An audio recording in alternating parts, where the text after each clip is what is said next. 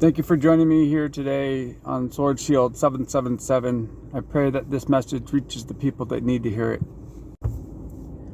What comes to mind when you hear the word children?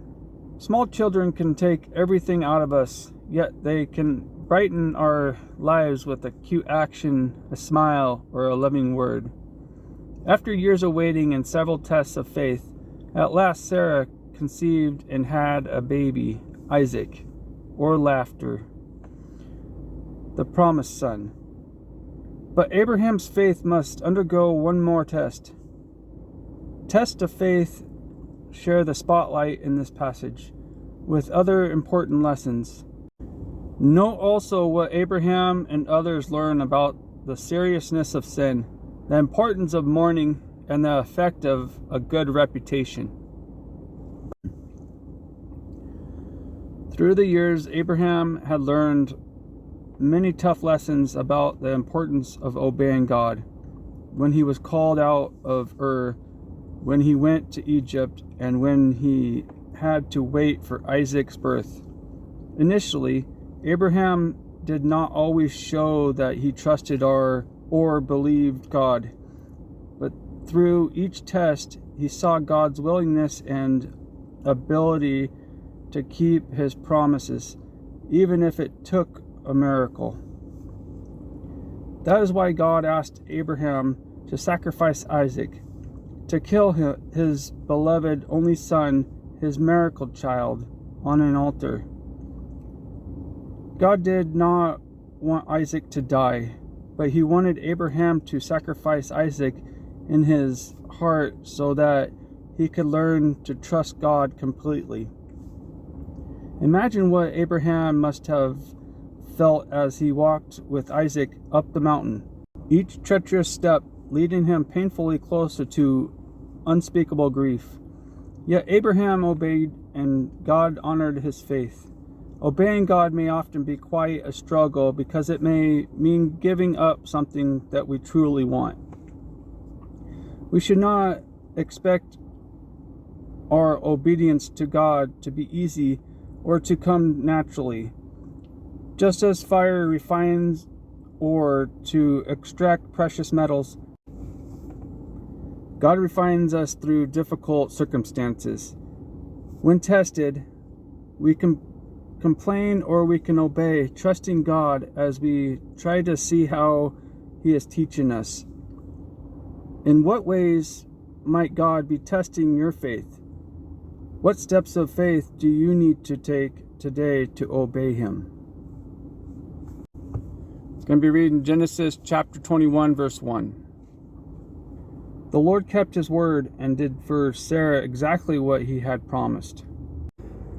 Going to be reading Genesis chapter 22, verses 1 through 14. Sometime later, God tested Abraham's faith.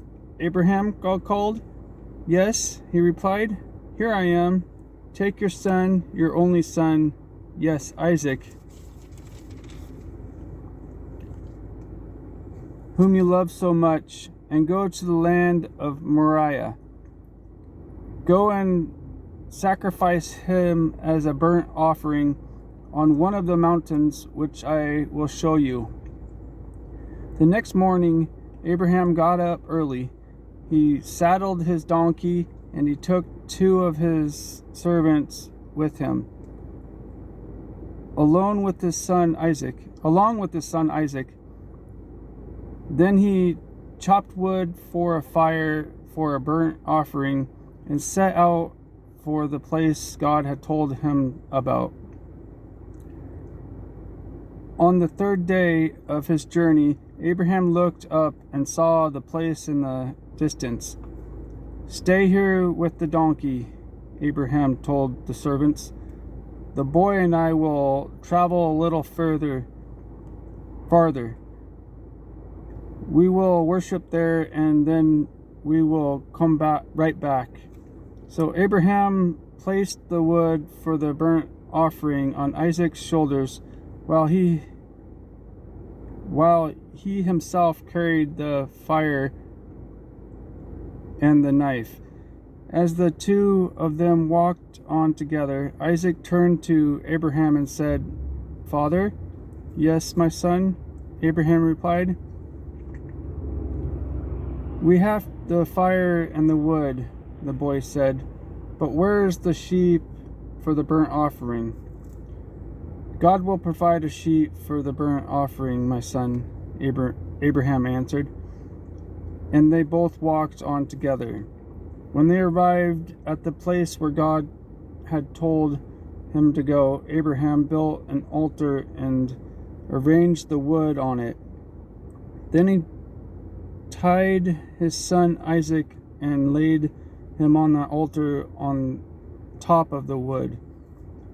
And Abraham picked up the knife to kill his son as a sacrifice. At that moment, the angel of the Lord called to him from heaven, "Abraham? Abraham?" "Yes," Abraham replied. "Here I am." "Don't lay a hand on the boy," the angel said. "Do not hurt him in any way, for now I know that you truly fear God. You have not withheld from me even your son, your only son." Then Abraham looked up and saw a ram caught by its horns in a thicket. So he took the ram and sacrificed it as a burnt offering in place of his son. Abraham named the place Yahweh Yireh, which means the Lord will provide. To this day, people still use that name as a proverb. On the mountain of the Lord it will be provided. I'm going to be reading Proverbs 23, verse 20. So the field and the cave were transformed from the Hittites to Abraham for use as a permanent burial place.